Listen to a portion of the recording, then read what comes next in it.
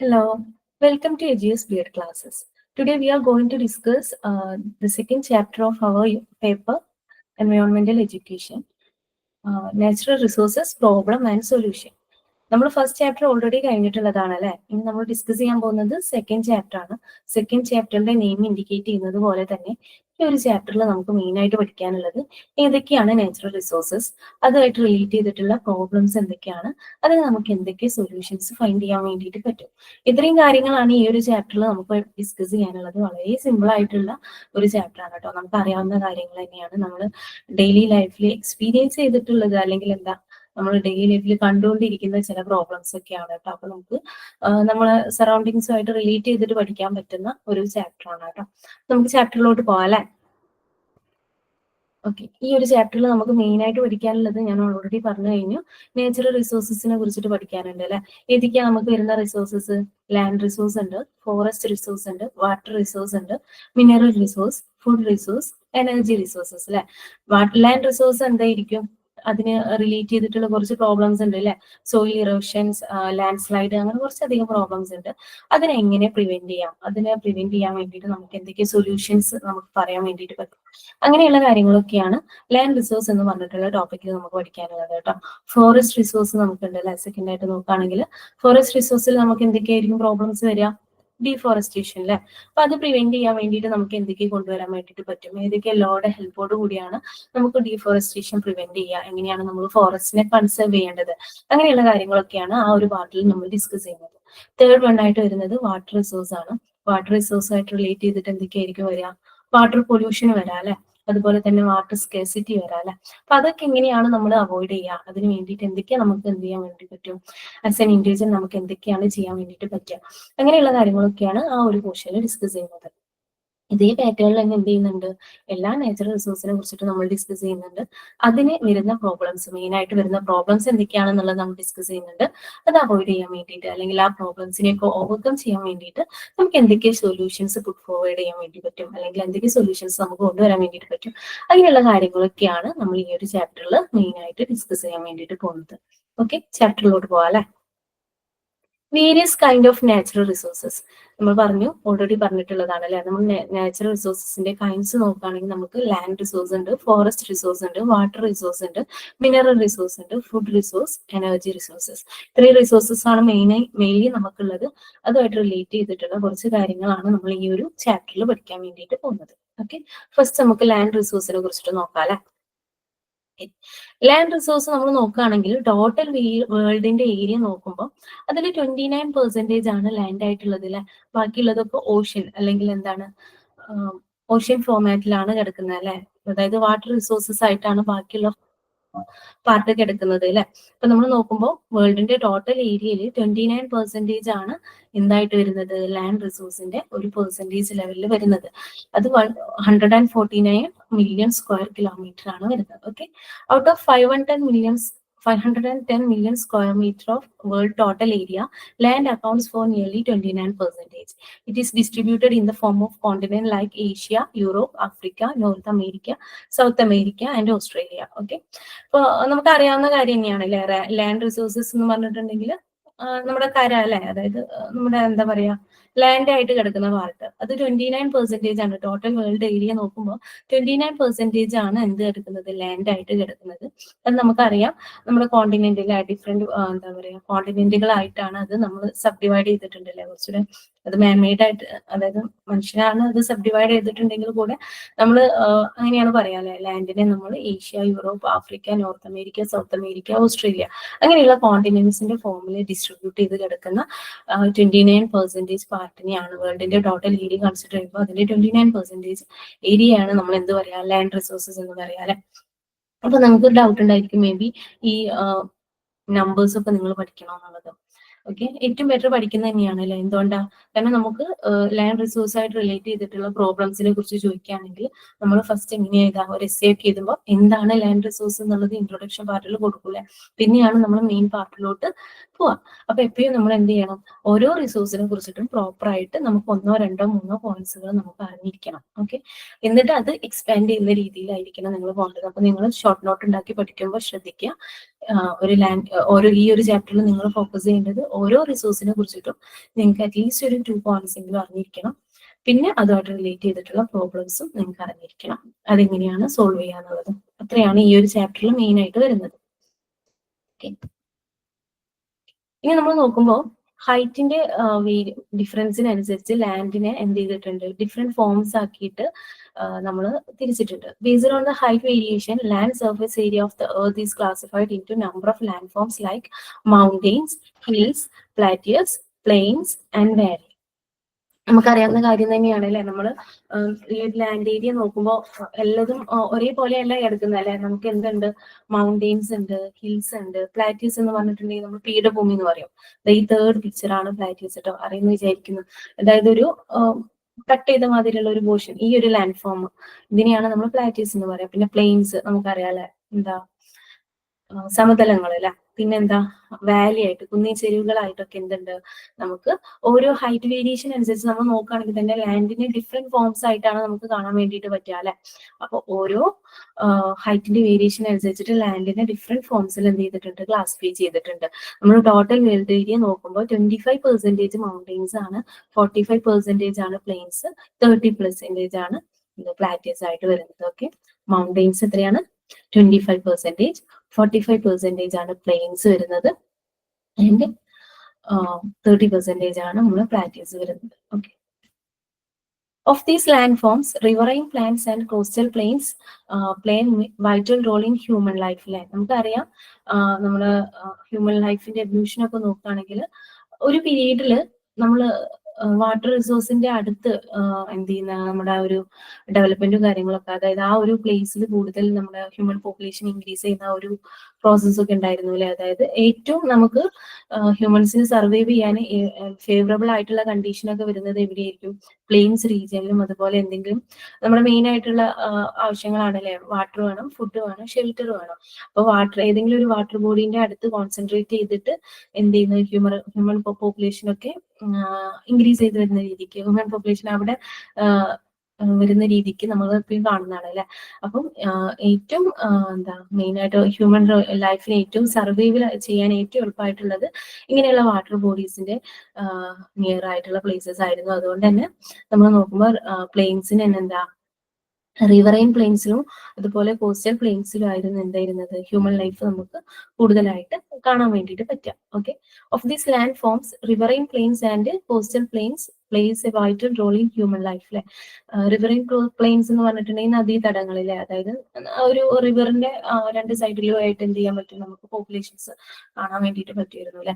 അതുപോലെ തന്നെ coastal plain എന്ന് പറഞ്ഞിട്ടുണ്ടെങ്കിൽ നമ്മുടെ ഓഷ്യൻസ്, തീരദേശങ്ങൾ എന്നൊക്കെ നമ്മൾ പറയില്ലേ, അതൊക്കെ ആയിട്ട് റിലേറ്റ് ചെയ്ത്, അതായത് അങ്ങനെയുള്ള വാട്ടർ ബോഡീസിനെ കണക്ട് ചെയ്തിട്ടായിരുന്നു പോപ്പുലേഷൻസും കാര്യങ്ങളൊക്കെ കൂടുതലായിട്ട് കാണാൻ പറ്റുക. കാരണം അവിടെയാണ് നമുക്ക് ഫേവറബിൾ ആയിട്ടുള്ള ലിവിങ് കണ്ടീഷൻസ് കൂടുതലായിട്ടുള്ളത്.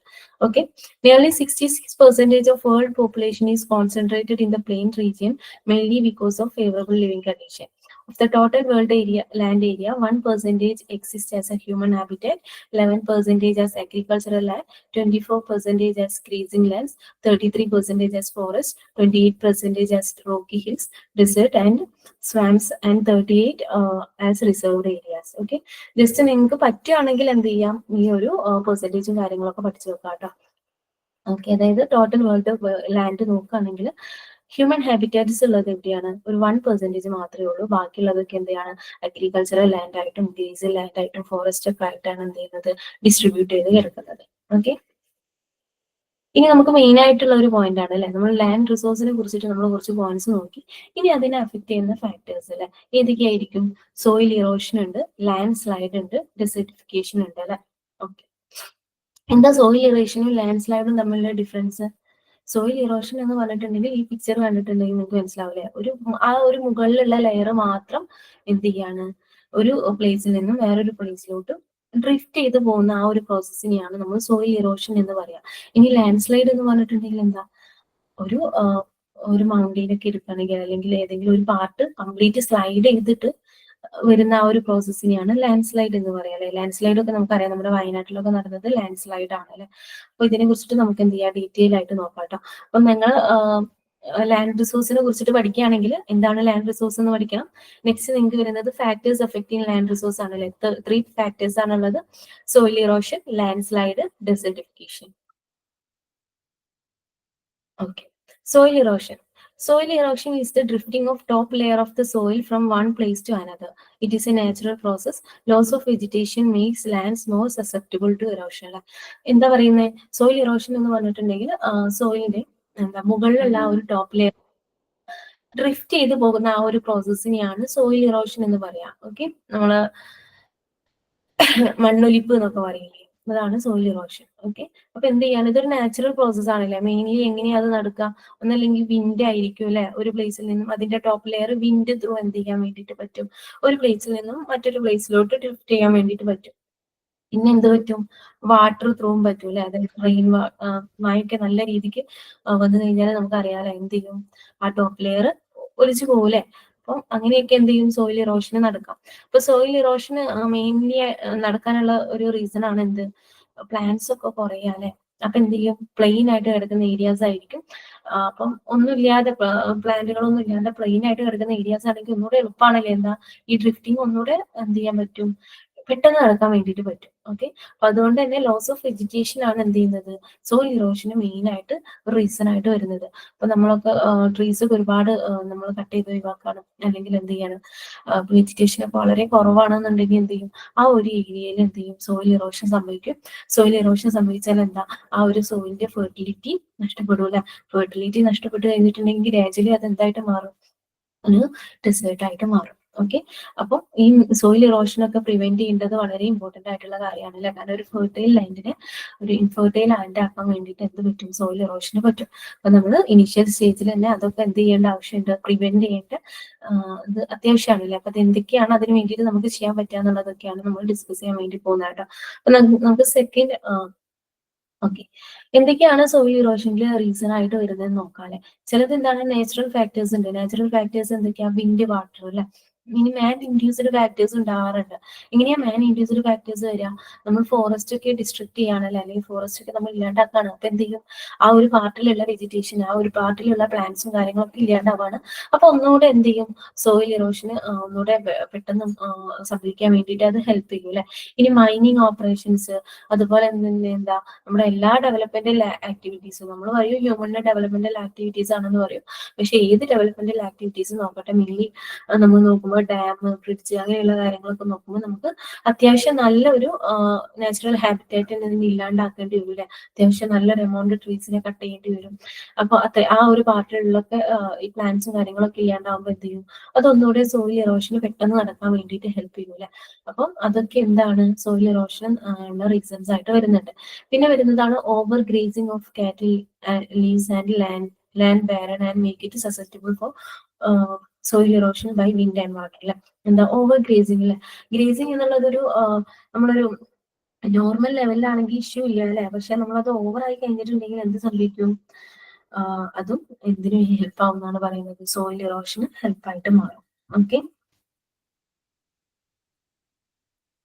നമ്മളൊരു നോർമൽ ലെവലിൽ ഗ്രേസിങ് നമുക്ക് ആവശ്യമാണ് അല്ലെ. പക്ഷെ അത് ഓവറായി കഴിഞ്ഞിട്ടുണ്ടെങ്കിൽ അത് സോയിൽ ഇറോഷന് റീസൺ ആയിട്ട് മാറും. സോയിൽ ഇറോഷൻ നമ്മൾ മൈൻഡ് ചെയ്യാണ്ട്, അതായത് സോയിൽ ഇറോഷനെ കുറിച്ചിട്ട് നമ്മൾ പ്രോപ്പർ ആയിട്ടുള്ള കെയറോ കാര്യങ്ങളോ ഒന്നും എടുത്തിട്ടില്ലെങ്കിൽ അത് പിന്നീട് എന്ത് ചെയ്യും, ഒരു ഫെർട്ടൈൽ ലാൻഡിനെ ഒരു ഇൻഫെർട്ടൈൽ ലാൻഡ് ആക്കാൻ വേണ്ടിയിട്ട് അതൊരു റീസൺ ആയിട്ട് മാറും. ഓക്കെ, ഇനി എന്തൊക്കെയാണ് സോയിൽ ഇറോഷൻ വന്ന് കേട്ടിട്ടുള്ള എഫക്ട്സ് എന്തൊക്കെയാണെന്നാണ് നോക്കുന്നത്. ഫ്ലോട്ട് ഉണ്ടാകാം, ഡ്രൗട്ട് ഉണ്ടാകാം, depletion of nutrients in soil rendering to infertile, അതായത് നമുക്ക് വെള്ളപ്പൊക്കം ഉണ്ടാവാം അല്ലെ, വരൾച്ച ഉണ്ടാവാം, അല്ലെങ്കിൽ എന്ത് ചെയ്യാം, ഈ സോയിലിന്റെ ന്യൂട്രിയൻസ് നഷ്ടപ്പെട്ടിട്ട്, കാരണം അതിന്റെ ടോപ്പ് ലെയർ ഇങ്ങനെ എന്ത് ചെയ്തുകൊണ്ടിരിക്കുകയാണ്, ഡ്രിഫ്റ്റ് ചെയ്തുകൊണ്ടിരിക്കുകയാണ് അല്ലെ. അപ്പൊ ആ ടോപ്പ് ലെയർ പോകുന്നതിനനുസരിച്ച് എന്ത് ചെയ്യാണ്, ഫെർട്ടൈൽ ആയിട്ടുള്ള ഒരു ലാൻഡ് ഇൻഫെർട്ടൈൽ ആയിട്ട് മാറും. ഓക്കെ, അപ്പൊ എന്ത് ചെയ്യാൻ വേണ്ടിയിട്ട് പറ്റും, അതിന്റെ അത് എന്തിന് റീസൺ ആവും, അത് ആ ഒരു സോയിലിന്റെ ന്യൂട്രിയൻസ് ഒക്കെ ഇല്ലാണ്ടാവാൻ വേണ്ടിയിട്ട് അത് ഒരു റീസൺ ആയിട്ട് മാറും. പിന്നീട് പതിയെ പതിയെ അത് എന്തായി മാറും, ഡെസേർട്ട് ആയിട്ട് മാറില്ല. അപ്പൊ ഇങ്ങനെയുള്ള കാര്യങ്ങളൊക്കെ എന്ത് ചെയ്യും, സോയിൽ ഇറോഷന്റെ ഒരു എഫക്റ്റ് ആയിട്ട് വരുന്നതാണ്. ഓക്കെ, അപ്പൊ depletion of nutrients in soil rendering it infertile, അതിന്റെ സപ്പാർട്ടായിട്ട് വരുന്നതാണ്. എന്തൊക്കെയാണ് സംഭവിക്കുക, സോയിലിന്റെ ഓരോ ലെയർ എന്ത് ചെയ്യും, തിന്ന് ചെയ്ത് വന്നിട്ട് അത് എന്ത് ചെയ്യുക, പ്ലാന്റിന്റെ ഗ്രോത്തിന് ഹെൽപ്പ് ചെയ്യുന്ന ഫാക്ടേഴ്സ് ഒക്കെ അതിൽ നിന്നും ഇല്ലാണ്ടായി പോലെ പതിയെ പതിയെ അതിന്റെ ഫെർട്ടിലിറ്റി നഷ്ടപ്പെട്ടു പോകും. അതുകൊണ്ട് തന്നെ ഫെർട്ടിലിറ്റി നഷ്ടപ്പെട്ടുമ്പോൾ ഇൻഫെർട്ടൈൽ ആയിട്ടുള്ള ഒരു ബാൻഡിൽ എന്തില്ല, ക്രോപ്പ് പ്രൊഡക്ഷൻ ഒക്കെ റിഡ്യൂസ് ചെയ്യാൻ വേണ്ടിയിട്ട് തുടങ്ങും. അതുപോലെ തന്നെ എന്ത് ചെയ്യും, നമുക്കറിയാലേ എയറും ഹ്യൂമിഡിറ്റി ഒക്കെ ആയിട്ട് ഒരു ബാലൻസ് ഓൾറെഡി നമ്മുടെ നാച്ചുറലി ഉള്ളതാണ്. അതിലേക്ക് ഡിസ്റ്റർബൻസ് വരും, മൈക്രോ ഓർഗാനിസത്തിനെ എഫക്ട് ചെയ്യും. അങ്ങനെയുള്ള കാര്യങ്ങളൊക്കെ നടക്കുമ്പം ഈ അണ്ടർഗ്രൗണ്ട് വാട്ടർ നമുക്കറിയാലോ, പ്ലാന്റ്സ് ഒക്കെ ഉണ്ടെന്നുണ്ടെങ്കിൽ എന്ത് ചെയ്യും, റെയിൻ വാട്ടർ ഒക്കെ ഒന്നുകൂടെ നല്ല രീതിക്ക് നമ്മൾ മണ്ണിലോട്ട് ഇറങ്ങാനൊക്കെ അത് കാരണമാകും അല്ലെ. അപ്പൊ ഇങ്ങനെയുള്ള കാര്യങ്ങളൊക്കെ കുറയുമ്പോൾ വെജിറ്റേഷൻസ് കുറയുക, ടോപ്പ് ലെയർ പോവുക, അങ്ങനെയുള്ള കാര്യങ്ങളൊക്കെ നടക്കുമ്പോൾ യൂഷ്വലി എന്ത് ചെയ്യും, ഈ നമ്മുടെ അണ്ടർഗ്രൗണ്ടിലോട്ട് പോകുന്ന വാട്ടറിന്റെ ലെവലും എന്ത് ചെയ്യും, കുറയും അല്ലെ. അങ്ങനെ വരുമ്പോഴാണ് നമുക്ക് വരൾച്ചയും കാര്യങ്ങളൊക്കെ ഉണ്ടാവുക. ഓക്കെ, അപ്പൊ ഇത്രയും കാര്യങ്ങൾ സോയിൽ ഇറോഷന്റെ എഫക്റ്റ് ആയിട്ട് വരുന്നുണ്ട്. ഓക്കെ, നെക്സ്റ്റ് നമുക്ക് വരുന്നതാണ് effect on seasonal and perennial water bodies അല്ലെ. നമുക്കറിയാം, നമുക്ക് മെയിൻ ആയിട്ട് നോക്കുകയാണെങ്കിൽ 2 ടൈപ്പ് വാട്ടർ ബോഡീസ് ഉണ്ട് അല്ലെ. സീസണൽ വാട്ടർ ബോഡീസ് ഉണ്ട്, അതായത് നമ്മുടെ മൺസൂണിനെ റിലേറ്റ് ചെയ്ത് വരുന്നത്, ആൻഡ് പെരിനിയൽ വാട്ടർ ബോഡീസ് അല്ലെ. പെരിനിയൽ വാട്ടർ ബോഡീസ് എന്ന് പറഞ്ഞിട്ടുണ്ടെങ്കിൽ എന്താ, നമ്മുടെ ഹിമാലയൻ പാർട്ടിൽ നിന്ന്, അതായത് എല്ലാ കാലത്തും വെള്ളം നിൽക്കുന്ന വാട്ടർ ബോഡീസ് അല്ലെ. അപ്പൊ അങ്ങനെയുള്ള വാട്ടർ ബോഡീസിനൊക്കെ എന്ത് ചെയ്യുന്നുണ്ട്, ഈ ഒരു soil erosion എഫക്ട് ചെയ്യുന്നുണ്ട്. Addition of runoff soil and mud leads to reduction in the absorption of water in lakes and ponds. ഇങ്ങനെ ഡ്രിഫ്റ്റ് ചെയ്ത് വരുന്ന അപ്പർ ലെയർ ഒക്കെ മേ ബി എന്ത് ചെയ്യാം, ഏതെങ്കിലും ഒരു വാട്ടർ ബോഡീസിൽ വരാം, അല്ലെങ്കിൽ വേറൊരു ഫെർട്ടൈൽ ആയിട്ടുള്ള ലാൻഡിലോട്ട് പോകാം. അപ്പൊ അതൊക്കെ എന്ത് ചെയ്യുന്നുണ്ട്, വാട്ടറിന്റെ അബ്സോർപ്ഷനൊക്കെ റെഡ്യൂസ് ചെയ്യുന്ന ഒരു ഫാക്ടേഴ്സ് ആയിട്ട് നിൽക്കൂല. പിന്നെന്താ, ഇങ്ങനെ ഓവറായിട്ട് സോയിൽ ഇറോഷൻ വന്ന് വാട്ടർ ബോഡീസിൽ ഡംപ് ചെയ്തിട്ടുണ്ടെങ്കിൽ എന്ത് ചെയ്യും, അത് ഫിഷ് കൾട്ടിവേഷനെയൊക്കെ എന്ത് ചെയ്യും, ബാധിക്കും അല്ലെ. അതുപോലെ തന്നെ എന്ത് ചെയ്യും, ആൽക്കലിനിറ്റി, അതായത് ഒരു പ്ലേസിന്റെയും നമുക്കറിയാം ഓരോ സോയിലിനും അതിൻ്റെതായിട്ടുള്ള ആൽക്കലിനിറ്റി ഉണ്ട് അല്ലെ, അത് നഷ്ടപ്പെടാനൊക്കെ കാരണമാവും. അതുപോലെ തന്നെ എന്താ, നമ്മുടെ ഹ്യൂമൻസിനെ നോക്കുകയാണെങ്കിൽ നമ്മുടെ മെഷീൻസ് ഒക്കെ എന്ത് ചെയ്യാൻ വേണ്ടിയിട്ട് അത് റെസ്റ്റ് ചെയ്യാനൊക്കെ അത് കാരണമായിട്ട് മാറും. ഓക്കെ, പമ്പിങ് മെഷീനൊക്കെ റെസ്റ്റ് ചെയ്യാനൊക്കെ ഈ ഒരു ഇത് കാരണമാവും, സോയിൽ ഇറോഷൻ. എങ്ങനെയാ അത് വരിക, സോയില് ഡ്രിഫ്റ്റ് ചെയ്തിട്ട് നമ്മുടെ വാട്ടർ ബോഡീസിലൊക്കെ വരും. അപ്പം നമ്മുടെ ഈ ഒരു മെഷീൻസ് ഒക്കെ ആയിട്ട് എന്ത് ചെയ്യും, ഓവറായിട്ട് സോയിലും മണ്ണൊക്കെ ഓവറായിട്ട് അതുമായിട്ട് ടച്ച് ചെയ്യുമ്പോൾ നമ്മൾ എന്ത് ചെയ്യും, ആ ഒരു ബോഡി പാർട്സ്, ആ ഒരു മെഷീന്റെ പാർട്സുകളൊക്കെ എന്ത് ചെയ്യാൻ, റെസ്റ്റ് ചെയ്യാൻ ഇത് ഹെൽപ്പ് ചെയ്യും അല്ലെ. അപ്പൊ പെട്ടെന്ന് എന്ത് ചെയ്യും, ആ ഒരു മെഷീനൊക്കെ കേടുവന്ന് പോകാനുള്ള ചാൻസ് കൂടും. ഓക്കെ, ഇത്രയും കാര്യങ്ങളാണ് സോയിൽ ഇറോഷന്റെ എഫക്റ്റ് ആയിട്ട് വരുന്നത്. ഓക്കെ, സോയിൽ ഇറോഷൻ എന്ന് പറഞ്ഞിട്ടുണ്ടെങ്കിൽ എന്താ, drifting of the top layer അല്ലെ. അപ്പൊ അതിന് റീസൺ ആകുന്ന കുറച്ച് ഫാക്ടേഴ്സ്, അങ്ങനെ സോയിൽ ഇറോഷൻ സംഭവിച്ചിട്ടുണ്ടെങ്കിൽ നമുക്ക് അതുമായിട്ട് റിലേറ്റ് ചെയ്ത് വരുന്ന പ്രോബ്ലംസ് കാര്യങ്ങളൊക്കെ നമ്മൾ ഡിസ്കസ് ചെയ്തു അല്ലെ. ഇനി നെക്സ്റ്റ് നമുക്ക് നോക്കാനുള്ളത് ലാൻഡ് സ്ലൈഡ് ആണ്. ലാൻഡ് സ്ലൈഡ് എന്ന് പറഞ്ഞിട്ടുണ്ടെങ്കിൽ എന്താ, land slide is A descent of mass of earth and rock down A mountain slope അല്ലെ. ഒരു ചെരിവ്, കുന്നിൻ ചെരിവ്, അല്ലെങ്കിൽ എന്താ ഒരു പർവ്വതത്തിന്റെ ചെരിവിലൊക്കെ എന്ത് ചെയ്യാണ്, ഒരു എമൗണ്ട് ഓഫ് ഒരു മാസ് ഓഫ് എർത്ത് എന്ത് ചെയ്യാണ്, അല്ലെങ്കിൽ എമൗണ്ട് ഓഫ് റോക്സ് അല്ലെങ്കിൽ എന്താ പറയാ, ഒരു അത്രയും പാർട്ട് നമുക്ക് എന്ത് ചെയ്യാണ്, താഴോട്ട് വരികയാണ് അല്ലെ. അതായത് ഒരു നാച്ചുറൽ ഡിസാസ്റ്റർ തന്നെയാണ്, പക്ഷെ അതിന് മേഡ് ആയിട്ടുള്ള കുറച്ച് കാര്യങ്ങൾ എന്ത് ചെയ്യുന്നുണ്ട്, വരുന്നുണ്ട് അല്ലെ. ജനറലി ലാൻഡ് സ്ലൈഡ് ഒക്കെ due to continuous heavy rain അല്ലെ. അതായത് നല്ല രീതിക്ക് മഴ വരുന്ന സമയത്താണ് എന്ത് ചെയ്യുക, ലാൻഡ് സ്ലൈഡ് സംഭവിക്കുക. Soil erosion, inadequate draining of rain water, excessive pressure on water beds cause landslide അല്ലെ. ലാൻഡ് സ്ലൈഡിന് മെയിൻ ആയിട്ട് വരുന്നത് ആ ഒരു ഏരിയക്ക് വിത്ഡ്രോ ചെയ്യാൻ പറ്റുന്ന, അല്ലെങ്കിൽ ആ ഒരു ഏരിയക്ക് സ്റ്റാൻഡ് ചെയ്യാൻ പറ്റുന്നതിൽ കൂടുതൽ, അതിന് ഉൾക്കൊള്ളാൻ പറ്റുന്നതിൽ കൂടുതൽ വാട്ടറിന്റെ എമൗണ്ട് ആ ഒരു പ്ലേസിൽ വരുമ്പോഴാണ്, അല്ലെങ്കിൽ ആ ഒരു പാർട്ടിൽ വരുമ്പോഴാണ് എന്ത് ചെയ്യുക, മെയിൻലി ലാൻഡ് സ്ലൈഡ് ഉണ്ടാവുക അല്ലെ. അപ്പൊ എന്തുകൊണ്ടായിരിക്കും അങ്ങനെ ഒരു കണ്ടീഷൻ വരുന്നത്? ഒന്ന് മെയിൻ ആയിട്ട് വരുന്നത് എക്സസീവ് റെയിൻ വാട്ടർ ആണ്, അല്ലെങ്കിൽ എന്താ, എക്സസീവ് എമൗണ്ട് ഓഫ് റെയിൻ എന്നൊക്കെ പറയാം. ഓക്കെ, അതൊരു നാച്ചുറൽ പ്രോസസ് ആണെങ്കിൽ കൂടെ അതിന് എന്ത് ചെയ്യുന്നുണ്ട്, ഹ്യൂമൻ മെയ്ഡ് ഫാക്ടേഴ്സ് കൂടെ ഉണ്ട്. ഓക്കെ, അപ്പൊ അത് ഏതൊക്കെയാണ് എന്നുള്ളത് നമുക്ക് നോക്കാം കേട്ടോ. നമുക്കറിയാലോ ലാൻഡ് സ്ലൈഡ്, നമ്മുടെ വയനാടൊക്കെ സംഭവിച്ചിട്ടുള്ളത് ലാൻഡ് സ്ലൈഡ് ആണ്. ഓക്കെ, ഇനി എന്തൊക്കെയാണ് മാൻ മെയ്ഡ് ഫാക്ടേഴ്സ് എന്ന് നോക്കാം.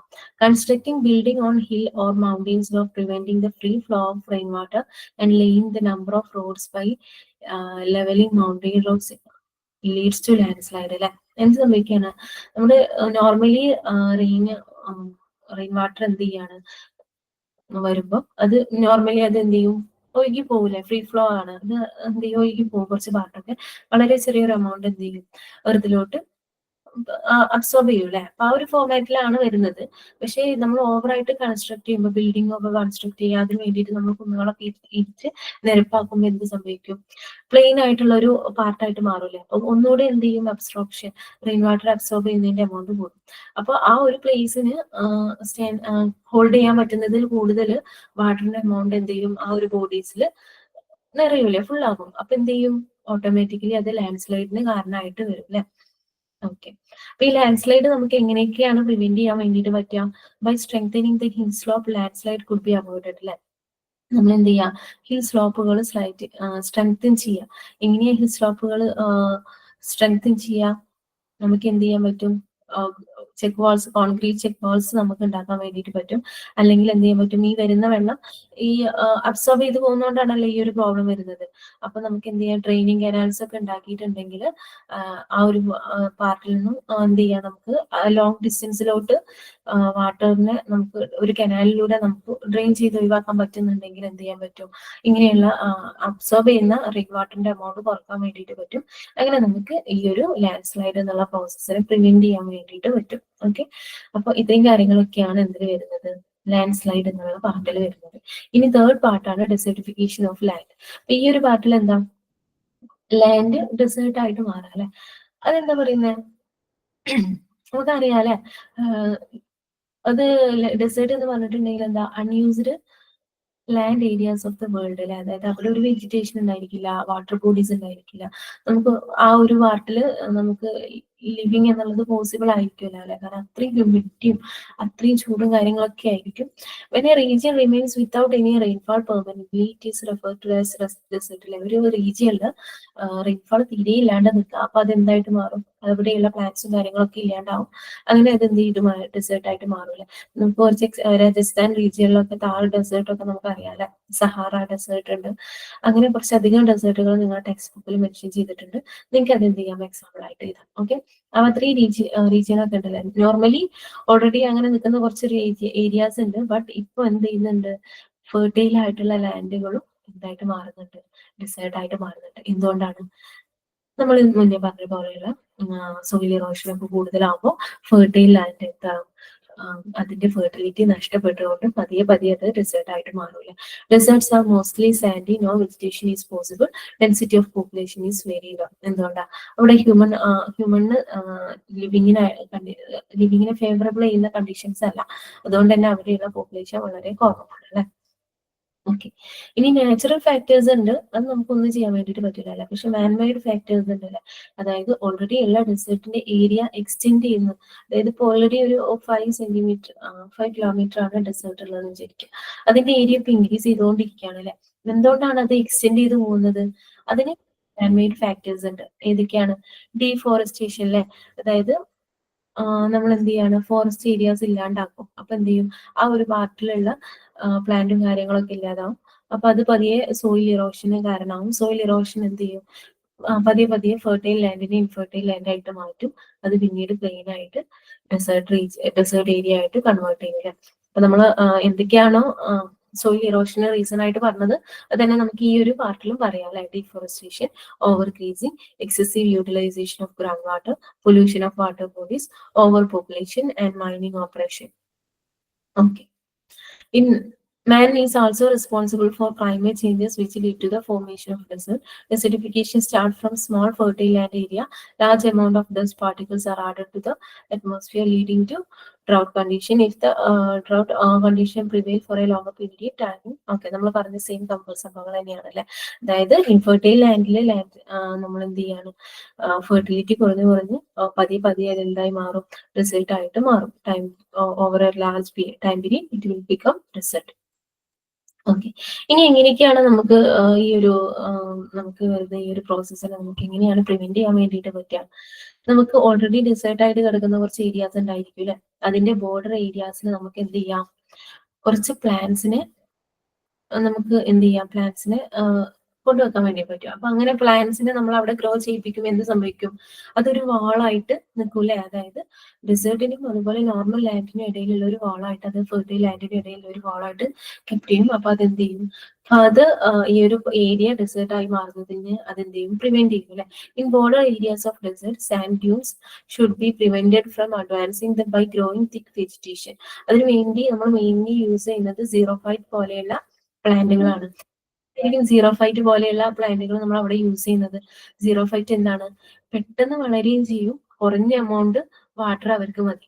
അതുകൊണ്ടാണ് സീറോഫൈറ്റ് എന്ന് പറഞ്ഞിട്ടുള്ള ആ ഒരു പ്ലാന്റ് ഫോമിനെ, അല്ലെങ്കിൽ ആ ഒരു ടൈപ്പ് പ്ലാന്റിനെ നമ്മൾ എന്ത് ചെയ്യുന്നത്, ഈ ഒരു ഡെസർട്ടിഫിക്കേഷൻ പ്രിവെന്റ് ചെയ്യാൻ വേണ്ടിയിട്ട് നമ്മൾ യൂസ് ചെയ്യുന്നത്. കാരണം നമുക്ക് അധികം വാട്ടറുള്ള ഏരിയയിലായിരിക്കില്ല നമ്മൾ എന്ത് ചെയ്യുന്നത്, ഈ ഒരു സംഭവം നടക്കുന്നതല്ലേ. കാരണം എന്താ? ഡെസർട്ടിഫിക്കേഷൻ ഡെസേർട്ടായി മാറുന്നുണ്ട്. അതായത് ഒരു ഡെസേർട്ടിന്റെയും നോർമൽ ഫെർട്ടൈൽ ലാൻഡിന്റെയും ഇടയിലായിട്ടാണ് നമ്മൾ ഈ ഒരു വാളായിട്ടാണ് നിൽക്കുക. അപ്പൊ അവിടെ അവൈലബിലിറ്റി ഓഫ് വാട്ടർ വളരെ കുറവായിരിക്കും. അതുകൊണ്ട് തന്നെ വാട്ടറിന്റെ എമൗണ്ട് കുറവുള്ള സ്ഥലങ്ങളിലും വളരാൻ പറ്റുന്ന രീതിക്കുള്ള പ്ലാന്റുകളെയാണ് നമ്മൾ എന്ത് ചെയ്യുക, ഈ ഒരു പ്രോസസ്സിന് വേണ്ടി യൂസ് ചെയ്യുക. Plants may be grown in desert region by taking water from the river through canals and restoring to drip irrigation. അല്ലെ? നമുക്ക് എന്ത് ചെയ്യാൻ വേണ്ടിയിട്ട് പറ്റും?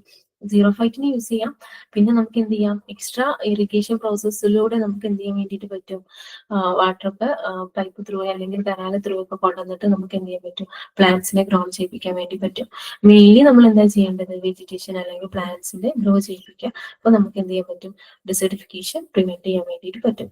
The use of underground water near the desert region should be properly regulated so that the moisture in the sand will not be reduced to a greater extent. Okay. Desertification വരുന്ന വേറെ reason ആണല്ലേ, moisture, സോയിലുള്ള moisture content കുറയാം. അപ്പൊ already എന്താണ്, വാട്ടറിന്റെ availability വളരെ കുറവായിട്ടുള്ള പ്ലേസുകളായിരിക്കും. അപ്പൊ പിന്നെ നമ്മൾ എന്ത് ചെയ്യുക? അണ്ടർഗ്രൗണ്ട് വാട്ടർ നമ്മൾ ഓവറായിട്ട് യൂസ് ചെയ്യാം. അപ്പൊ എന്ത് ചെയ്യും? ആ ഒരു റീജിയന്റെ മോയ്സ്ചർ കണ്ടന്റ്, സോയിലുള്ള മോയ്സ്ചർ കണ്ടന്റ് വീണ്ടും കുറയും. അത് എന്ത് ചെയ്യാൻ വേണ്ടിയിട്ട് മാറും? സാൻഡായിട്ട് മാറാനുള്ള ചാൻസ് കൂടുതലാണല്ലോ. അപ്പൊ നമ്മൾ എന്ത് ചെയ്യാം? ഇങ്ങനെയുള്ള ഏരിയാസിൽ അണ്ടർഗ്രൗണ്ട് വാട്ടർ ഇൻടേക്ക് ചെയ്യുന്നത് മാക്സിമം അവോയ്ഡ് ചെയ്യാം. അതിനാവശ്യമായിട്ടുള്ള ലോസും കാര്യങ്ങളൊക്കെ നമ്മൾ എന്ത് ചെയ്യാം? കൊണ്ടുവരാം. By controlling air pollution, rise in atmospheric temperature, ചെറിയൊരു സ്പെല്ലിംഗ് മിസ്റ്റേക്ക് കേട്ടോ, സ്പേസ് ഇല്ലാത്ത വിഷയമാണ് കേട്ടോ. Rise in atmospheric temperature may be prevented by increasing the chances of getting more rainfall. എന്താണ്? നമുക്ക് എന്ത് ചെയ്യാം? എയർ പൊല്യൂഷൻ ഉള്ള ഏരിയാസിൽ എന്ത് ചെയ്യും? ടെമ്പറേച്ചർ കൂടുതലായിരിക്കും, എയറിലുള്ള ടെമ്പറേച്ചർ കൂടുതലായിരിക്കും. അപ്പൊ എയർ പൊല്യൂഷൻ നമ്മൾ കൺട്രോൾ ചെയ്ത് കഴിഞ്ഞിട്ടുണ്ടെങ്കിൽ ടെമ്പറേച്ചർ മിനിമൈസ് ചെയ്യാൻ തുടങ്ങും. ടെമ്പറേച്ചർ കുറഞ്ഞു കഴിഞ്ഞിട്ടുണ്ടെങ്കിൽ റെയിൻഫോളും കാര്യങ്ങളൊക്കെ കൂടാനുള്ള ചാൻസ് കൂടുതലാണ് അല്ലെ. അപ്പൊ അതുകൊണ്ട് തന്നെ നമുക്ക് എന്ത് ചെയ്യാൻ വേണ്ടിയിട്ട് പറ്റും? റെയിൻഫോൾ കൂടി കഴിഞ്ഞിട്ടുണ്ടെങ്കിൽ ഈ ഡെസേർട്ടായി മാറുന്ന ലാൻഡുകളെ നമുക്ക് നോർമൽ ഫെർട്ടൈൽ ലാൻഡ് ആക്കി മാറ്റാൻ വേണ്ടിയിട്ട് പറ്റൂല. മെയിൻലി നമ്മൾ ശ്രദ്ധിക്കേണ്ടത് ഇത് തന്നെയാണ്, എന്താ? വെജിറ്റേഷൻ പ്ലാന്റിങ്ങില്. അതായത് നമ്മൾ ഒന്നുകൂടെ എന്ത് ചെയ്യുക? ഫോറസ്റ്റ് ഏരിയാസ് ഉണ്ടാക്കാൻ വേണ്ടിയിട്ട് ശ്രമിക്കുക. അതുപോലെ തന്നെ ഓവർ ആയിട്ടുള്ള വാട്ടറിന്റെ യൂസേജും കാര്യങ്ങളൊക്കെ കുറക്കുക. ഇനി ഓൾറെഡി ഡെസേർട്ടായി മാറിക്കൊണ്ടിരിക്കുന്ന ലാൻഡ് ആണെങ്കിൽ അവിടെ സീറോഫൈറ്റ് പോലെയുള്ള പ്ലാന്റുകളും എന്ത് ചെയ്യുക? നമ്മൾ പ്ലാന്റുകൾ നമ്മൾ ഗ്രോ ചെയ്യിപ്പിക്കാൻ വേണ്ടി നോക്കാം. ഇനി ഇൻ കേസ് തീരെ ഇല്ലാത്ത പ്ലേസ് ആണെങ്കിൽ നമ്മൾ കനാൽ ത്രൂ ഒക്കെ വാട്ടർ കൊണ്ടുവന്നിട്ട് അവിടെ എന്ത് ചെയ്യുക? വെജിറ്റേഷൻസ് പോസിബിൾ ആക്കുക. ഓക്കെ. പിന്നെ മെയിൻലി ആയിട്ട് വേണ്ടതാണ് അല്ലെ അവയർനെസ്.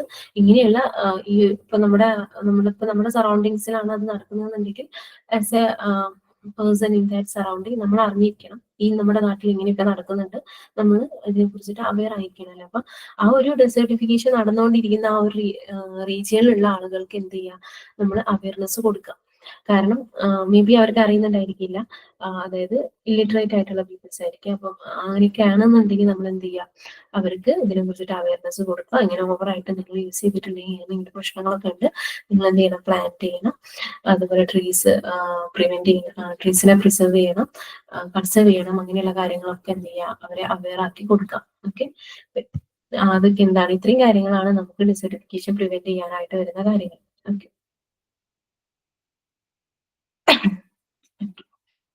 ഇപ്പൊ നമ്മൾ ഈ ഒരു പാർട്ടിൽ പറഞ്ഞിട്ടുള്ളതാണ് സോയിൽ ഫെർട്ടിലിറ്റിയിലെ. അപ്പൊ നമ്മൾ 3 കാര്യങ്ങളാണ് മെയിൻ ആയിട്ട് പഠിച്ചത്. ഫസ്റ്റ് നമ്മൾ പഠിച്ചത് എന്താണ് ലാൻഡ് റിസോഴ്സസ് എന്ന് പഠിച്ചു. ലാൻഡ് റിസോഴ്സിൽ വരുന്ന പ്രോബ്ലംസ് നമ്മൾ പഠിച്ചു. ഏതൊക്കെയായിരുന്നു problems?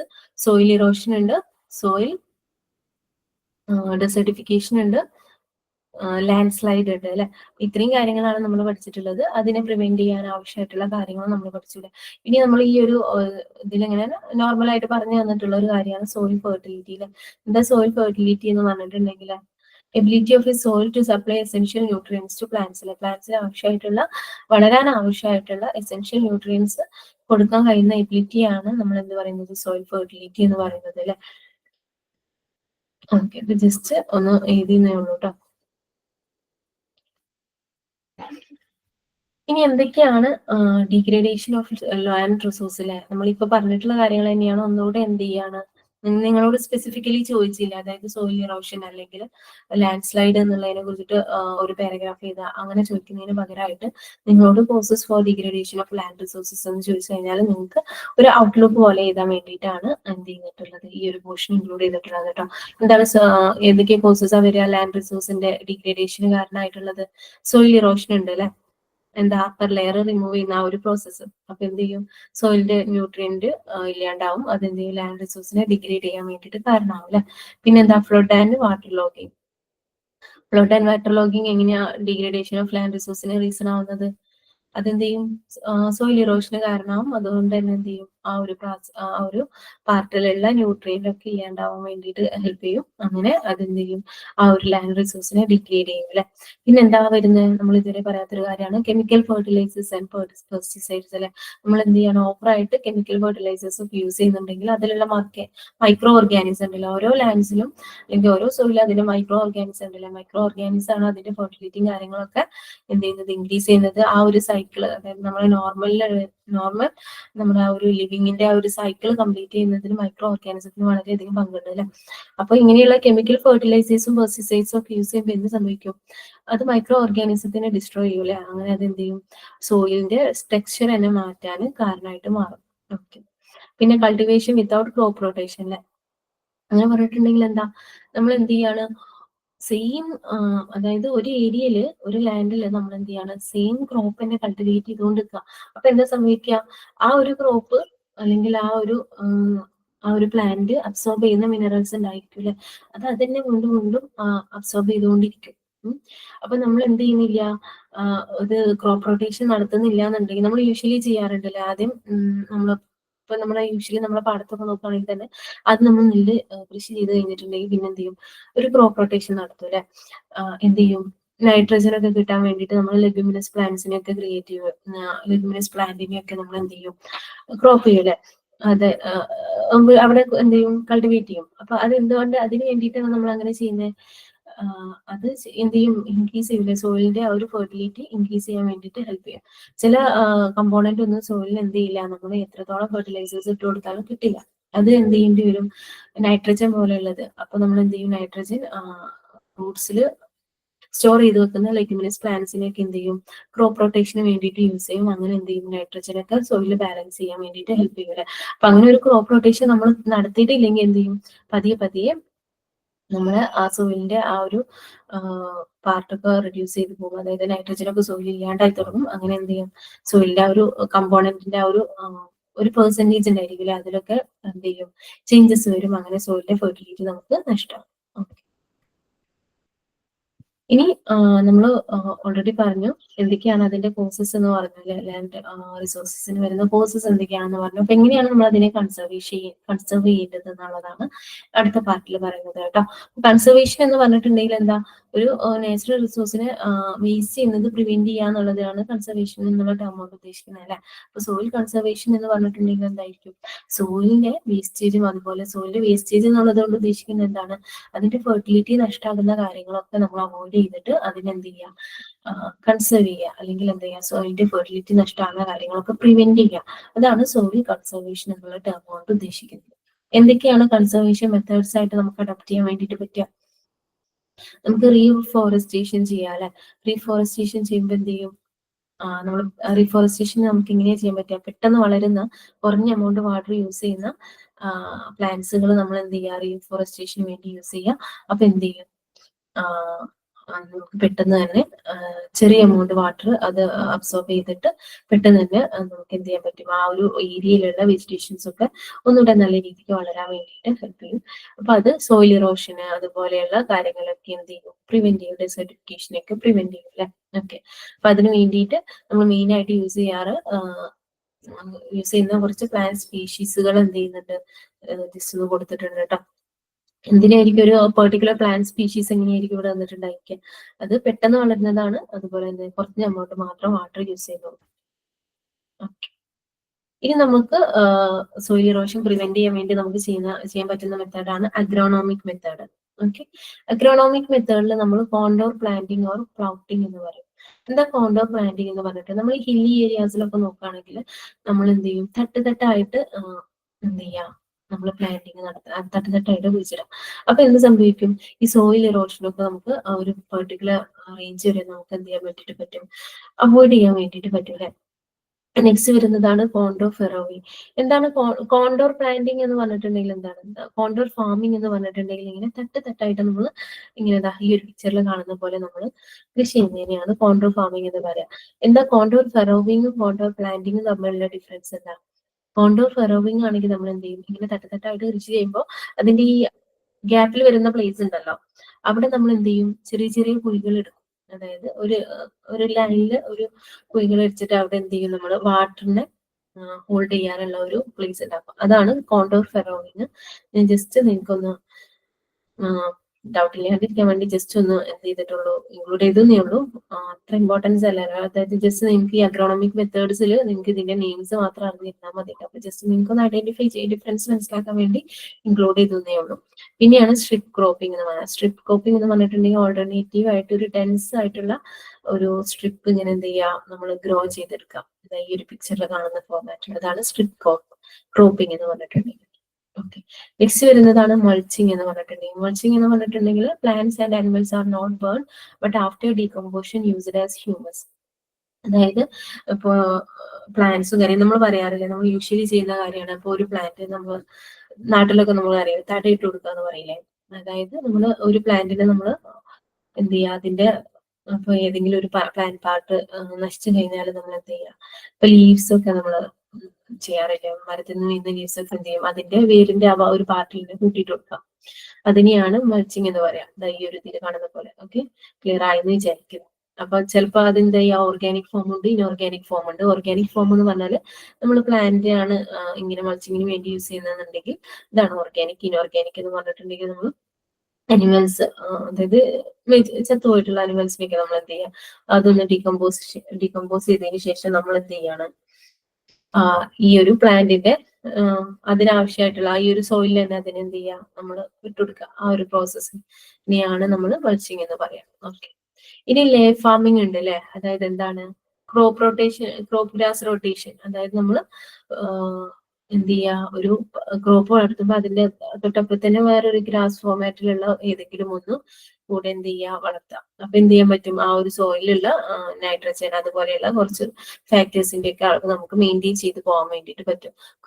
Crop grass rotation in agriculture is called ley farming which checks soil erosion and hold soil particle in the roots of grasses.